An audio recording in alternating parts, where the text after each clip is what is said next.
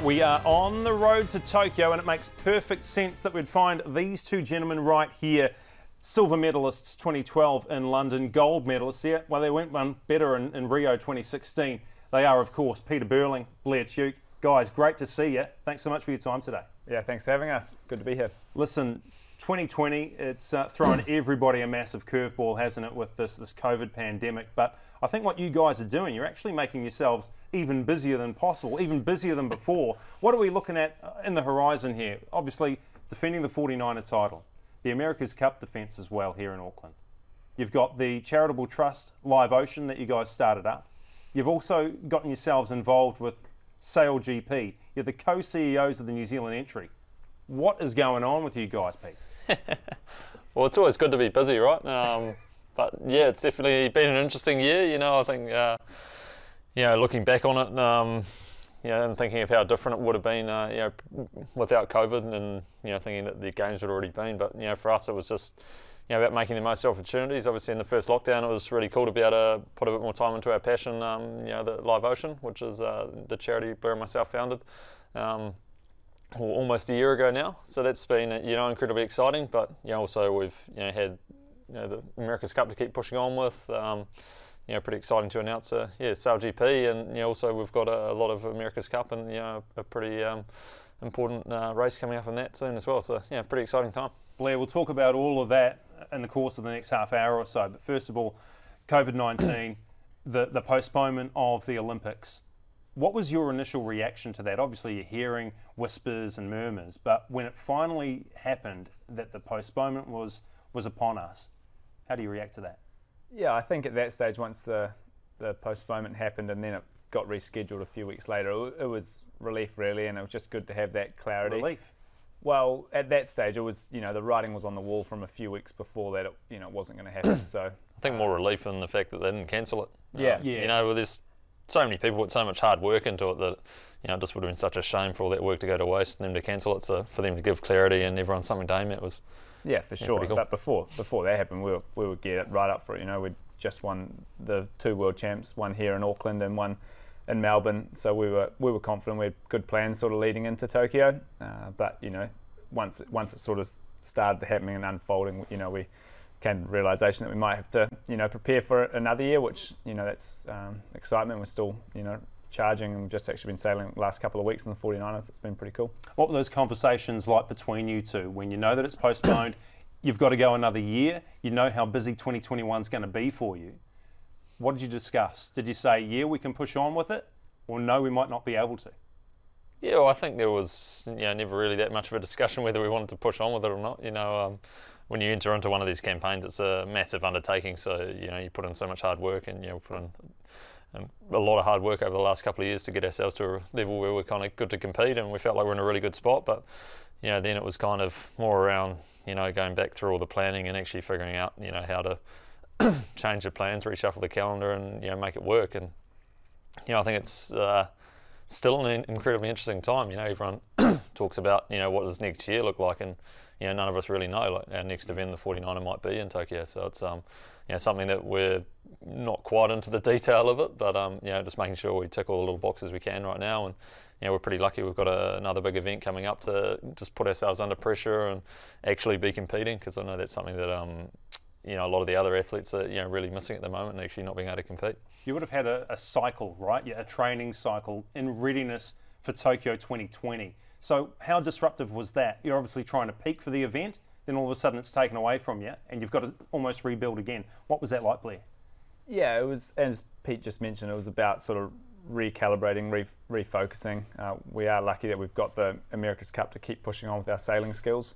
For us, obviously, we've had 10 years in the 49er, so it's not like we could have just spent a whole winter in New Zealand sort of smashing out days. That wouldn't have been that productive for us. So it was about just planning and seeing, you know, out the back of the, you know, Cup time, the busy period in March, how we then, you know, really hit those last 4 months. And to be honest, the few weeks training we've just had now has been really beneficial for us, and we've stepped forward in some areas we wanted to post the world champs we had in Geelong. So yeah, I mean, you refocus, right? Like I said earlier, we were geared up for a big few months. We were pretty happy with how our schedule was looking into Tokyo this year, and and amped to try and win another gold medal for our country, but we're still just as, if not more so, for July next year. Good to hear. What's it like when you finally get back in the boat? Is it kind of like riding a bicycle and you never forget? Or are there times there where you're used to the big boat in the America's Cup, and then you finally get back in this tiny little thing and you've got to relearn how to do it all over again?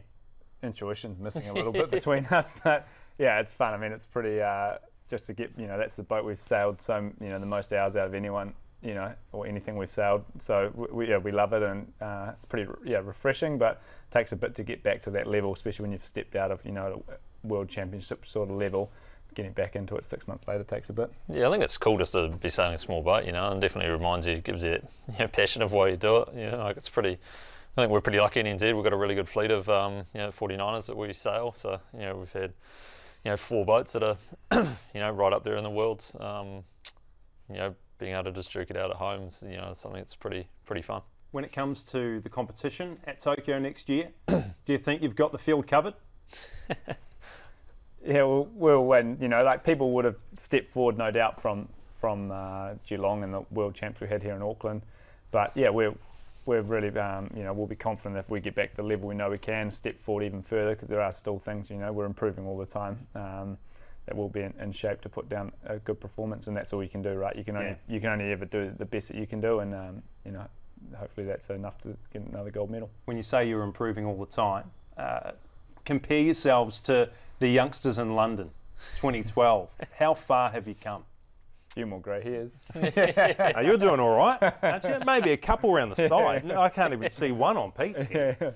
Well, it's always interesting to look back at, the early days of campaigning, and for myself, one of my first games was in 2008, and when I got I think we got 11th in the 470, and you look back then and you're like, far out, But I think everyone improves, everyone gets better and better in our sport. So if you're not kind of pushing yourself to get better, someone else will pass you. So it's kind of, always the bar's just getting slowly raised and raised by, how the effort people are putting in and the detail people are going to in their campaigns. So, it's just trying to make sure you stay ahead of that curve and make sure you can always put your best foot forward when it comes to competing. You won the test event, didn't you, back in 2019? So that's the venue that's going to be used for next year's games. You love it, you loathe it, you put up with it. Like, what are you expecting from that venue next year? It's a really cool place to sail. So it's a fishing village called Inashima, sort of an hour south of Tokyo.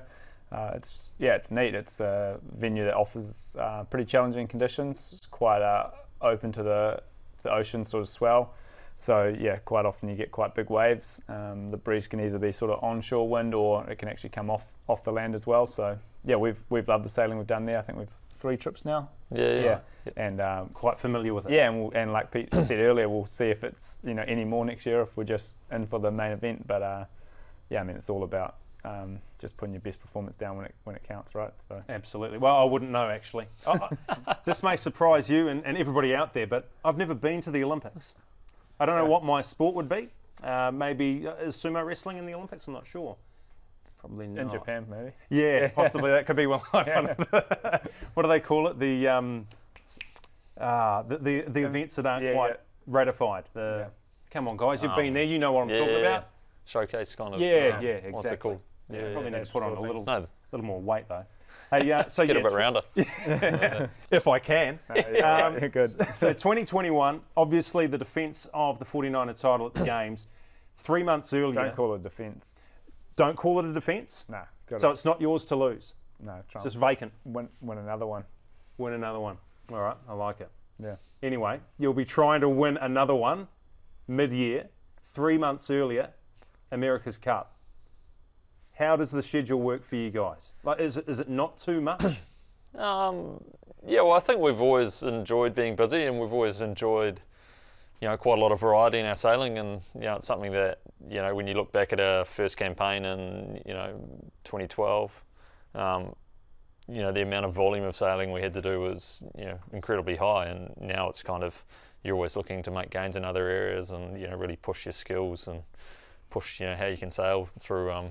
Learning in different ways, and for us being able to sail on other boats like the America's Cup boat, also even the ocean race, it was kind of, all add to your skill set, and I think make you a better sailor. So it's more well-rounded, isn't it? Yeah, definitely more well-rounded. It's always hard to like pinpoint exactly the thing that makes it you better, but I think you're definitely more well-rounded. So when you have to overcome an issue or make a decision slightly better than someone else, you've got the skill set to kind of do that. So for us, there is a part to it that actually competing in a really high level competition just before it, and seeing ourselves under pressure is I think really beneficial in some ways, but obviously it's in a different boat, so there's you have to balance it out with doing enough training and enough work in the 49er to make sure you're on the pace. And that's what I think I didn't mention before, but we're so lucky we've got some other great Kiwis and great coach Hamish Wilcox, and great guy Dave Slyfield, who does a lot of planning and helps us with a lot of bits and pieces. So we've got a great team around us to make sure we don't leave any stone unturned, and really put ourselves in a position where we can put our best foot forward going to Tokyo. One of the things I was thinking about with America's Cup next year being in Auckland, tourists. It's one of those tourist traps. People want to come here and see the racing. Unfortunately, at the moment, the way travel restrictions are enforced, we're not going to have those people watching. How do you feel about that? Yeah, it's a real shame. Obviously, when we won the cup, and that was one of the things hopefully that this was going to bring a lot to the country. But I think the way we still look at it is, hopefully it's good for New Zealanders, and the country can get behind it, and even if people aren't coming from overseas, it can still be a really positive thing and it will be for the country. So that will be good, and for us, obviously we're just concentrating on trying to make sure the boat's getting as fast as it can beforehand.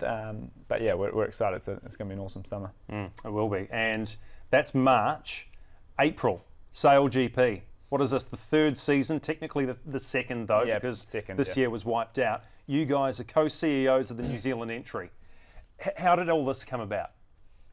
Yeah, well, I think it's something, we've always been interested in, kind of watch from the sidelines with Sail GP on the launch, and it's a slightly unique kind of sporting proposition in our sport, where you kind of race really cool boats at a really high level in some pretty cool venues in the world. And I think it's a really cool showcase of our sport, and the opportunity came up for Blair and myself to get involved and take on the New Zealand team in the league. And we thought it would although it kind of is quite busy in the calendar in that first kind of little period, we really wanted to take up that opportunity. And it's more a long-term kind of venture for us. We're in it for about 5 years, so it's or at this stage, so it's it's something that we see it being a really cool thing to help grow the sport, and and complementing other sailing we're doing quite well. So we might have to miss one of the early events. It's kind of always hard to tell in the planning, whether you have to quarantine in and out of places, and how the calendar actually looks next year. It's a pretty hard thing to predict, but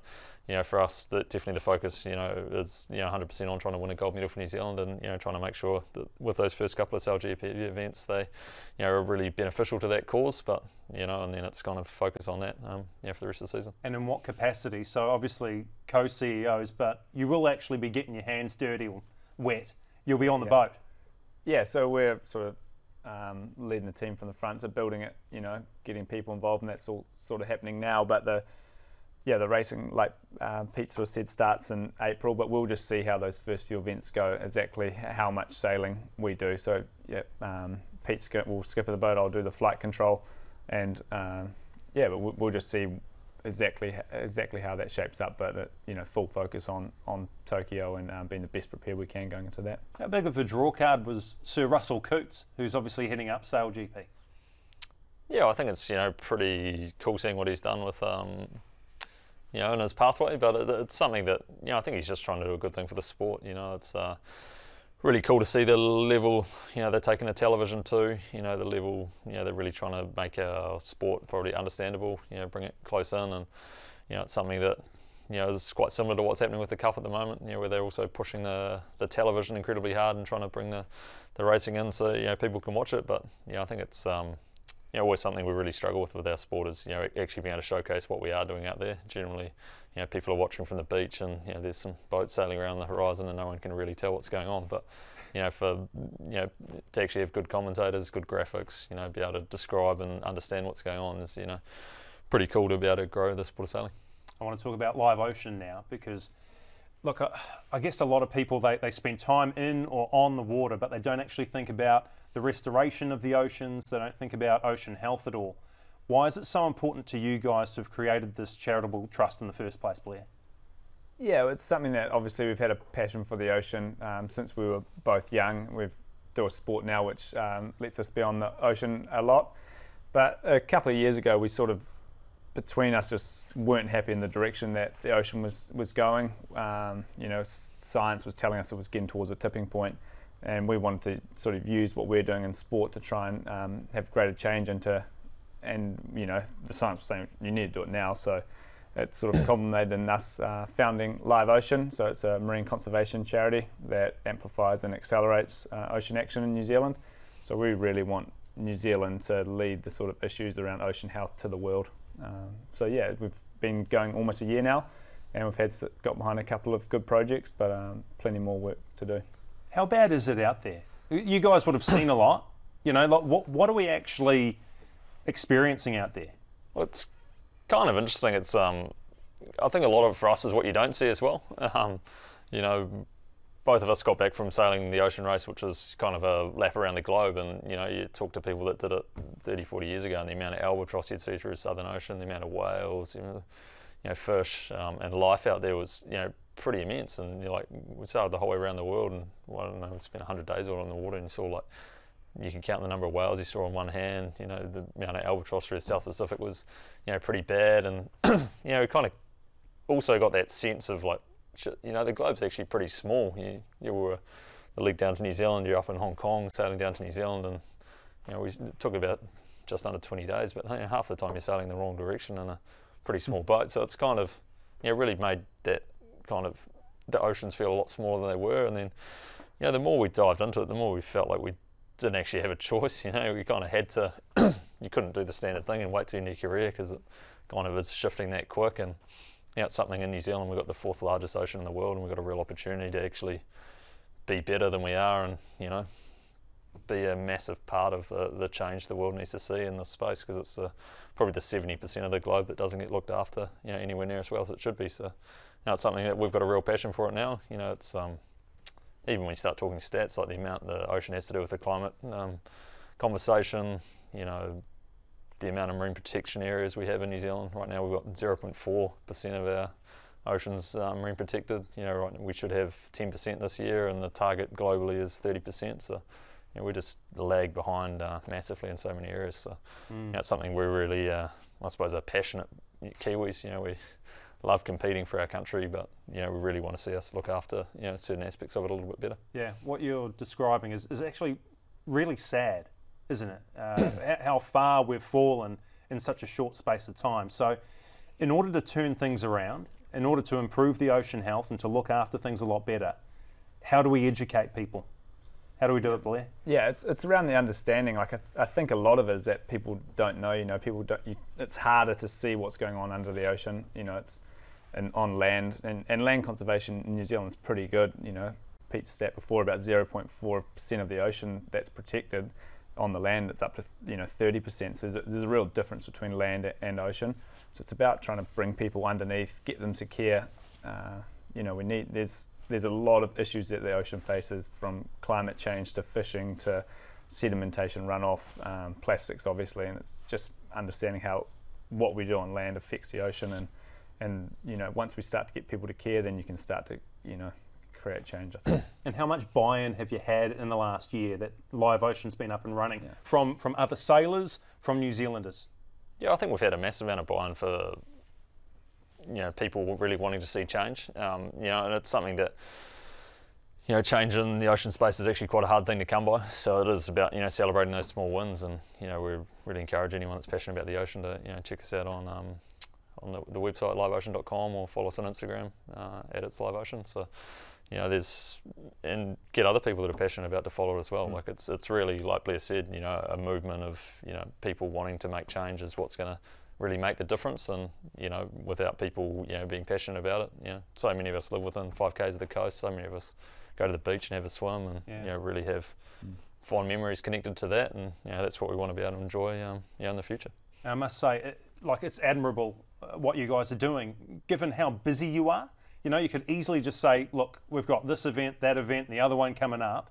Let's wait until the end of our career and then try and do something. But by then it might be too late. Yeah, too late. And I think we're both understands that we're going to hopefully get the best cut through as well if we do it. You know, although it is busy, do it at the you know, the height of our careers. So yeah, we've got to keep moving. You know, it is at a tipping point, so we've got to try and reverse it. Yeah. Good luck with that, guys. Thanks. All the best. Look, I want to dig a little bit deeper into who you guys are now, right? Because I think everybody knows Blair and Pete, champion sailors, wonderful on the water, turn their hand to, you know, getting a dinghy and winning that, getting a bloody rowboat and winning that. But who are you? Like, what makes you tick?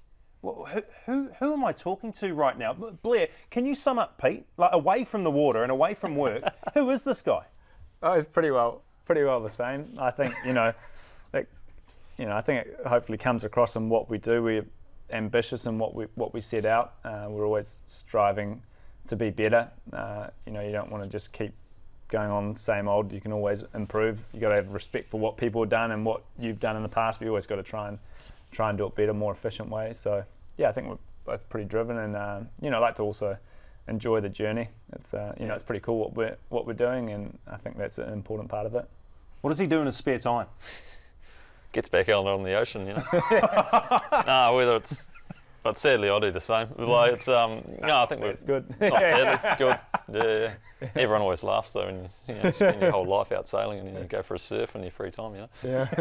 But, it's good. You know, we love surfing or getting below the ocean, even a bit of free diving and spearfishing, that kind of thing. So just What about how you guys came together? How we became Tuke and Burling, Burling and Tuke?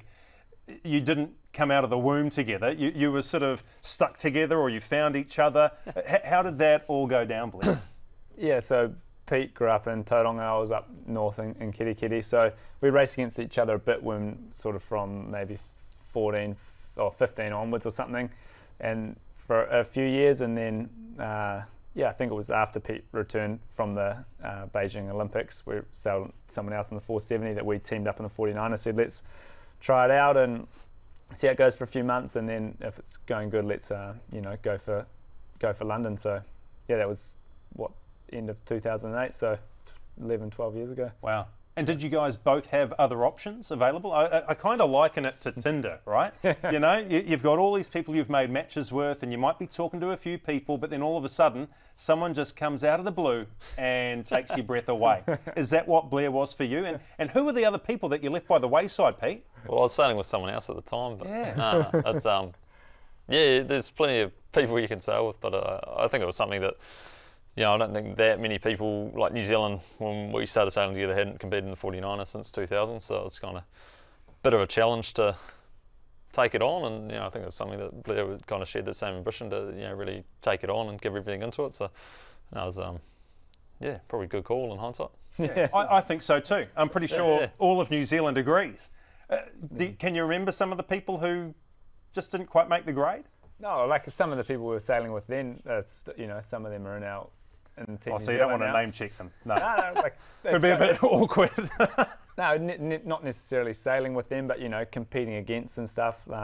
Andy Maloney, Sam Meach, Jace Saunders, Josh Jr. We're all, Paulson Hansen, all the guys that you know, we're in the Olympic teams with, America's Cup now. We were all sort of racing against each other, you know, sailing with some of them different times during the early youth sort of times. In all seriousness, do you look at a couple of guys like Eric Murray and Hamish Bond and look up to them and idolise them for what they achieved as a pair?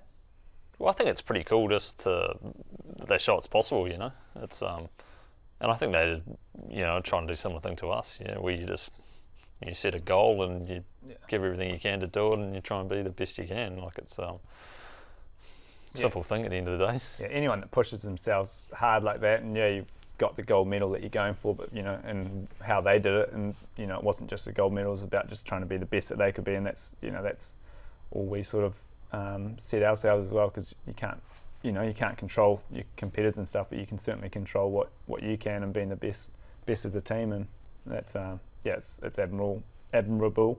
How's that word? something like Admirable. This is the Close time. enough. This is the Same, time same, you're but dropping those. We know what you're earphones. Yeah. I was just cut it before. Anyway, it's good. No, we'll keep rolling. Keep rolling. Yeah. I was going to ask you, out of the two of you, who's more likely to go off and pedal a bicycle, and who would let themselves go? Pete's probably more the biker since you're a kid, but bring it back to Bermuda in 2017, I probably would have been me. Yeah. Training before Bermuda in 2017, I hadn't ridden for about, I don't know, 6 months, and all these guys have been training to be cyclists or whatever. Yeah. And then we ended up taking on a ride to the Coromandel from Auckland. Not sure it's the dear. smartest thing to do. Yeah. And hadn't been on a bike How for long about is that? 6 months. It's like 2 hours in a car. Yeah, 200k. Yeah. Yeah. Yeah. I was suffering at the end of it, to be fair. Yeah. Good. Well, if you're suffering, then I would have died. So what does the future hold for you two? Because, look, you've been together for 12 years. Do you see yourselves through your entire professional career being together, or is there a chance, like the Volvo Ocean race, that you might split permanently?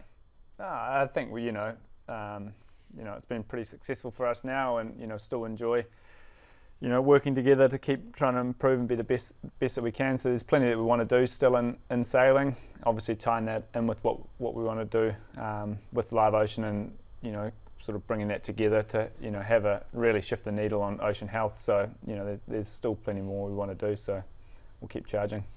Nice, good to hear. Plenty more medals to be won. What's Pete's house like? Pete's house, I haven't been there for a bit, but yeah, pretty good, tidy-ish. Tidy? Is that how you describe it? Yeah. I saw a couple of pictures. It's quite impressive. Wouldn't go that far. No? Oh, same, Same. Yeah. I'll tell you a wee story. 9 years ago, I bought my first house and it cost $400,000. Bit of a do-up. Nice. How much did yours cost? Oh, I was in the paper. You can look it up. Wasn't my proudest day, You go to an auction out of lockdown and then... Yeah. Oh, jeepers. This is the unfortunate thing for you guys, because you're so well known. You can't fart without someone reporting it. Yeah. What's that like? Media, mate. Yeah, I know. They follow you everywhere. Yeah. We are a pack of pricks, aren't we? Absolute wankers. Yeah, it's a pretty crappy time for Pete, right? Buys his first house, and it should be a time to enjoy it with friends and family, and then you get it in the paper. So that's all part of it. Mate, I used to do a show on another network that was all about home renovation. So I was kind of like, Got some tips. mate, if you want, I can come around and do some landscaping for you. You do any? Yeah, good, are you? I'm one Good of the price? best landscapers you'll ever see. And I'm very cheap. Nice. Yeah. So Not bad. what do you need done? Maybe a bit of hedge trimming. You can do the lawn, that kind of thing. All the mundane jobs. Yeah. I'll bring over the Mass Sport mower. You're I've got the real. Black and Deck trimmer, the line nice. trimmer. So yeah, I'm happy Do you to help clean out. up after yourself with one of those like course. vacuum kind Of of? course. I've got like a Blower onto the neighbours. onto the street. Yeah. I probably shouldn't do that. I've got like a drop sheet, so when I'm trimming the Eugenia out the back, it all falls into there. Pack it up nice and neat into the Green waste. recycling Yeah, bin. he's Yeah. professional. You recycle the trees, do you? Nah, green waste, not Green recycling. waste. Yeah. Just some of the Put it in glass. with the glass and Yeah. plastic. Waste disposal place. What the- Look, I won't hold you guys up for too much longer. First of all, we're doing this thing called the Quickfire 7. Don't know how we came up with the number 7. I was thinking maybe Quickfire 5. Fire 5, it's sort of like a Seven's bit good. of That's the alliteration. number. Darren number. Erico, Pistol, Pistol's got that on his helmet. Yeah. All right, Don't know why, but anyway, let's begin the Quickfire 7. how does it work? Are you going I ask questions and you go one after the other. All right. And if they're interesting answers, then we might just discuss it a little bit. if Okay. that's Copy. okay. First question. The Olympic rings tattoo, yay or nay? Do we have it, or would we get it? Do you have it, would you get it? It's kind of the same, one and the same. No. Probably no. Not a definite no, but not, yeah, Right. for me. You'd need convincing. Yeah. What about you, Peter? No. Absolutely not. Yeah, No, no, it's just out of the tattoos. question. You're just. Am I offending you right now with my sleeve? Yeah. I No just sort of tattoos, tuck I it under actually- the table here. Oh, it's personal preference. Yeah. For myself, I feel like I'd wake up and be like, Don't you do that? No. I do actually. I'm like, what in the hell happened to me? What happened there? Yeah, geez, that was a crazy night. Hangover 4. As long as you got a good story. What's your story behind your one? Oh, it's all about my family. So, Oh, epic. yeah, I don't want to divulge too much information. I mean, we're talking about these guys, not me, but father passed away very early. And so the top part of my arm's dedicated to him, and my mother sort of looked after me and my family without him. So, Epic. Cool. yeah, That's a that's cool what story. it's all about. Yeah. And I do have the Olympic rings tattooed on my back. Did you go? Nah. I'm going to have it removed by laser. Do you actually? I'm not. Nah, of course not. Why would I do that? That'd be good, eh? Just, You've yeah. got these amazing ones that you've got your family. Yeah. And as I get fatter, the rings warp. Like, they're sort of like eggs now. Yeah, anyway, this is supposed to be the quickfire 7. It's anything but. Pick one: America's Cup or Olympics? Oh, both good. Olympics. You can't pick one, surely. Yeah. They're both so different, mate. Okay, all right. In a 100-metre Tricky. race, who would win, Peter or Blair? We're on feet, not on a bike. So we'll probably tell at touch rugby in the morning. mate. Yeah. Big game. Big game. I have him. Don't You got him? Hand me out. No. Blair will be injured at about the 50-metre mark. So you're a sprinter. You're more of a middle distance man. Yeah, probably just not that great at running, to be fair. Yeah. More on the bike. Yeah, he's bike.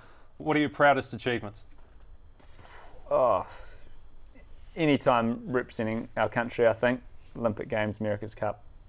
Yeah, carrying obviously the flag into the opening ceremony in Rio was probably right up there for us. Blair's just listed half of the sporting ones, but jeez. No, I think, yeah, definitely winning a gold medal for the country is obviously pretty proud. Well, first medal as well, which was the 100th medal for our country, which was pretty cool. Yeah, I think and starting a ocean conservation charity and being putting yourself out there a bit, for something you're passionate about, it's, been a pretty proud moment as well. Yeah. If you could win a medal or gold in any other Olympic sport, which one would it be? I mean, you can still go in Any the water, I Olympic sport? suppose. Surfing. Surfing. Sure, Watch yeah. out, Billy Stearman. Blair Tuke's coming for you. Miles away, mate. As you said, like dream, Yeah. Sure, you'd have to go sprint, wouldn't you? 100-metre sprint. So he's beating you in a race to Yeah. qualify for the final. Yeah. What about, can we go Winter Olympics? Yeah, absolutely. Some of that freestyle stuff's pretty cool. Pretty miles away from it, so you want Like to skiing and shooting as well. Oh yeah, Yeah. yeah. That's like one of the hardest sports, because you have full heart rate straight into. And then you're panting like crazy trying to line up the shot. Not that I'd know anything about that. Yeah, never tried. Could be good though. Any code, what is your favourite sports team? Super Rugby, I grew up in Tauranga, so Chiefs, but yeah. Blair's doesn't support his home team in Super Rugby, but Proud disappointing. Hurricanes supporter. Oh, yeah. Have been for 20 years or something. So Was probably it- the team we get behind the most. Was a tough season to support the Chiefs, though, to be fair. We're still charging on at the end, but What were they, 0-8? yeah, well, I mean, it wasn't our best run, Yeah. but you just got to keep supporting them, don't you? It's like supporting the Warriors. You just got to keep supporting. Yeah. You're a Warriors supporter, aren't you? Yeah. Well, yeah. Warriors good. Any game at Mount Smart's always good fun. So, like getting out there when we can. You'll be looking forward to next year. Their pack's looking fantastic on paper, isn't it? Yeah, it's good. Yeah. So then you get, hopefully we can get stuck into that. Well, we're probably going to be April. Yeah, we're pretty well away. We Might could be away. looking at Yeah. games through Maybe the we'll be right, laptop. come back for the finals September time. Fingers crossed. Straight back into that. And just lastly, in the quickfire 7, which was anything but quick, Yeah. Blair's mullet, yay or nay? Yeah, yay, good. Yeah. It looks for so good, aerodynamic. mate. It looks so good. Yeah. Seeing you in person and with the locks flying out the back, it's so much better than watching it on TV. He just needs to commit to it a bit harder and get rid of a bit of the top. Yeah. So it's go number 2 or something Yeah, up there. that's what, you might be regretting that some stage when it's flipping around in your face. Lads, it's been so good to chat to you. I hope for you've having enjoyed us. part of it with me, but all the very best for what's going to be an extremely busy year. We hope you bring back the gold. Don't defend the 49er title, just win another one. Blair Tuke, Peter Burling, thanks for your time. Thanks for having us. Thanks, mate. Legend.